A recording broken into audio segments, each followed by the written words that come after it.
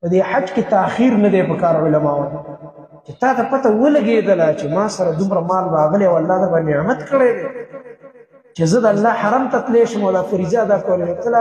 ورېږه پلانې پلاټ مې اخیستی دی هغه پلانې پلاټ مې لا جوړ کړی نه دی هغه لور مې لا واده کړی نه ده او هغه هلک له مې لا واده نه دی کړی تا ته خو الله رسول دا نه دي ویلي چې هلک او لور له لا واده نه کړی حج له باندې دا خو ستا بانې دي په دې بانې ته قیامت کې نشي خلاصېدلی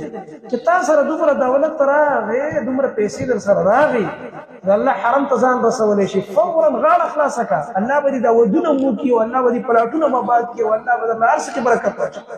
یاد ساته دې کې به ناراضګي نه کوي نبي علیه السلام دې زنانو ته وایي ته ولې حج نه لاړې هغه ورته د الله نبي عذر یې پېښ مونږ سره دوه اوښې دي هغه یو اوښه چې دا خو مې خاوند ترې راوړ او دا بله د کور د خدمت اوښه ده په دې باندې موږ دا پټي مټي خړو کوو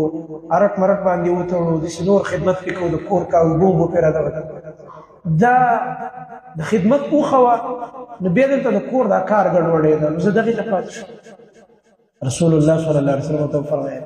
زه تاله یو زیری در کوم الله اکبر وایي ته په رمضان کې عمره وکړه دې زنانه ته نبي علیه السلام فرمایي وایي په رمضان کې چې چا عمره وکړله په روژې میاشت کې د دې اجر د حج عمره دی او بل حدیث کې راځي هغه حج چې زما په ملګرتیا کې وکړي سبحان الله لکه د رسول الله صلی الله علیه وسلم سره چې ته یو ځای په ملګرتیا کې روانې حج له څومره فضیلت په رمضان کې د عمرې دومره غټ اجر